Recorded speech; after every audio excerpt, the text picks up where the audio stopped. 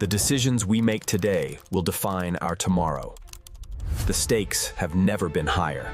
The time for change is now. We must stand together. So a pretty significant piece of legislation just cleared a key hurdle in the Senate. It was close. 41 to 49. Very close. And the descriptions, well, they couldn't be more different, could they? Not at all. On one side, you hear it called one big beautiful bill. That's the quote. Right. Promising, massive tax cuts, a stronger military, unleashing the economy. It works. But then the other side, they're calling it things like utterly insane and destructive. Yeah. Warning about job losses, huge strategic harm, stark contrasts. Exactly. So you have to ask, what's actually in this bill? What are these competing visions really about? And, what could it mean for you? Let's try and unpack it. Okay, so we're diving into this big tax and spending package from President Trump. Senate Republicans just moved it forward, aiming for a, July 4th deadline? That seems to be the target, yeah. Puts a lot of pressure on the process. And from the proponents' view, the goals are, they're ambitious. Making those 2017 Trump tax cuts permanent seems to be the centerpiece.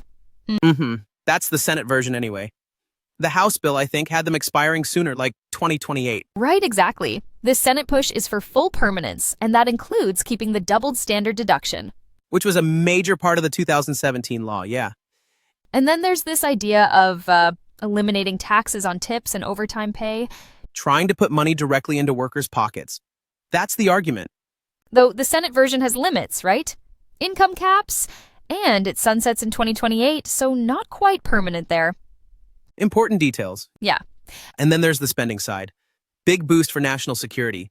Huge, like $350 billion. Plus more money for deportation efforts, aiming for nearly 1 million people a year. That's a massive number. And the child tax credit. Also getting a proposed bump in the Senate version, up to $2,200 permanently. That's up from $2,000 now. Though still less than the $2,500 the House version aimed for. Lots of different pieces moving. Definitely. And, it's fascinating because all these proposals, they really tie back to a specific economic idea. You mean the trickle-down concept?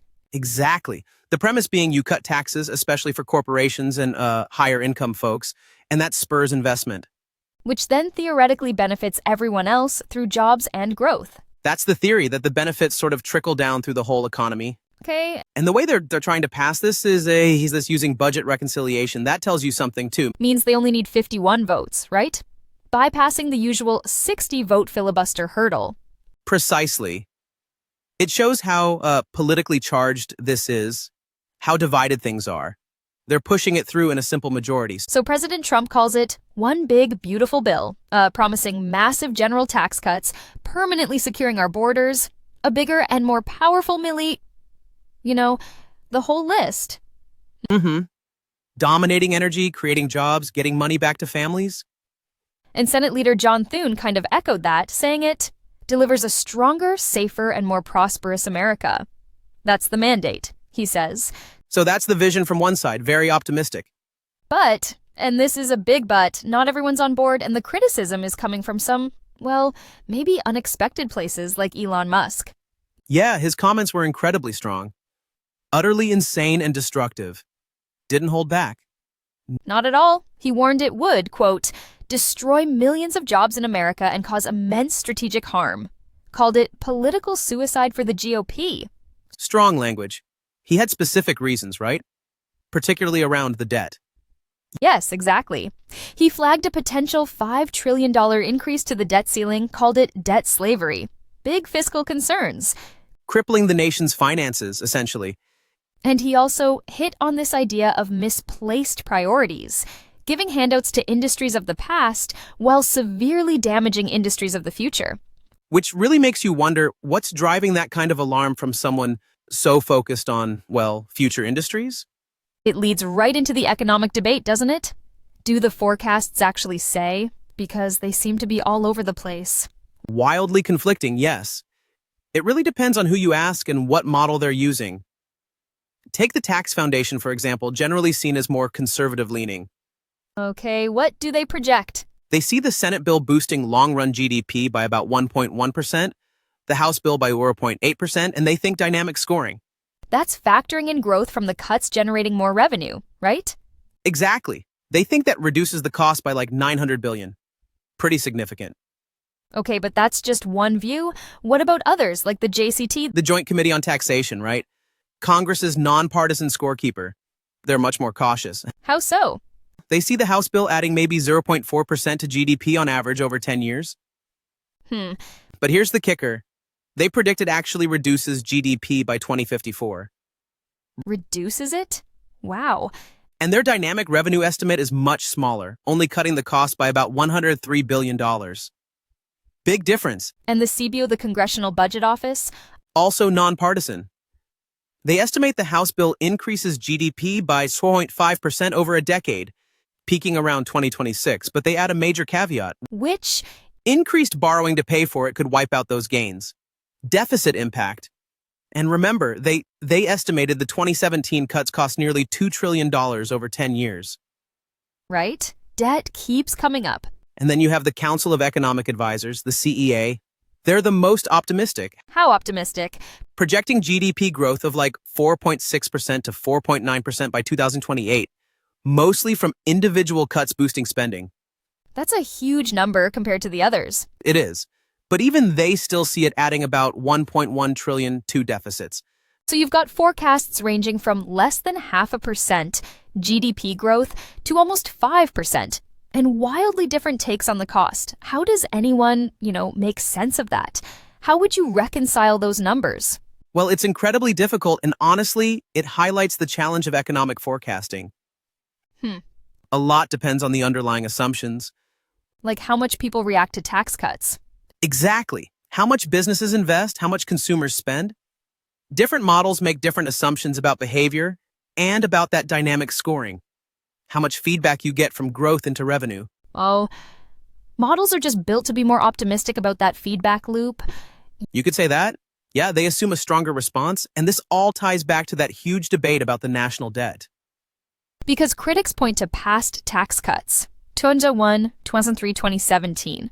Saying they added trillions to the debt already, and extending the 2017 cuts alone, that's projected to cost another what? Almost $4 trillion between 2026 and 2035? Wow. That's a staggering figure. It is. Now, President Trump pushes back hard, especially on Musk's points. He claims Musk knew about the EV credit cuts, framing them as subsidies that needed cutting.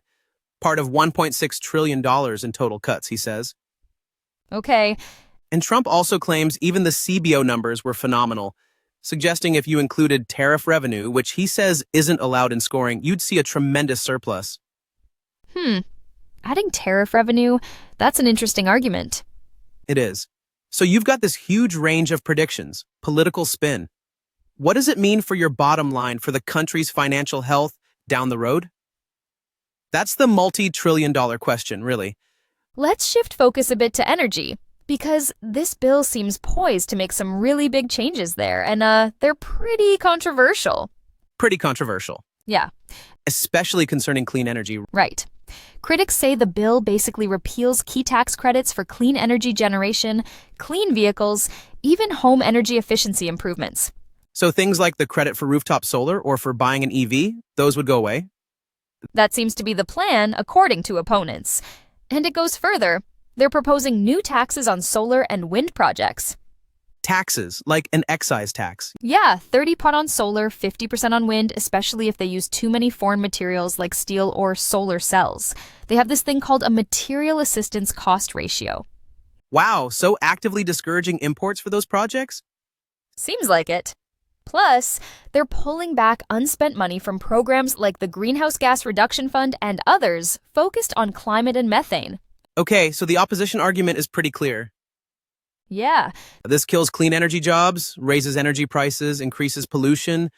Makes the grid less reliable. Yeah, it feeds right into that Musk comment about handouts to industries of the past, damaging industries of the future. It really sets up a fundamental clash over energy policy. On one side, you have arguments against the subsidies. Like, the industry should stand on its own feet now. Exactly. People like Camillo Petroniani from Greenwood Energy argue solar is getting cheaper, developers should compete without subsidies. The idea is get rid of the subsidies for real market certainty. Because they've been extended so many times. Right? Since the 90s for wind, mid-2000s for solar, costing billions. The argument is the industry is thriving. Billions will be invested anyway. Okay, I get the market argument, but wasn't the whole point to kind of jumpstart these newer technologies for our climate goals or energy independence, even if it needed temporary help? That's precisely the counter-argument. Those who support the credits and oppose these repeals say they're vital strategic investments, not just handouts. And they point to the potential benefits. Huge projected benefits like the Inflation Reduction Act credits, driving almost $2 trillion in growth, creating over 13 million jobs, adding billions to household incomes, a supposed 4x return on investment. Those are big numbers. Very big.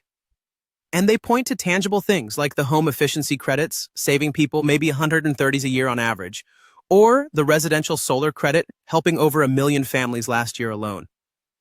Getting us to 5% of households with solar. Right, so they see these credits as crucial catalysts. The question for you listening is how these shifts might affect your energy bills, your choices, maybe even job opportunities, depending on the sector you're in. It hits close to home. Definitely a lot to think about on energy. Okay, let's pivot one more time. Social programs and public opinion. What's happening there?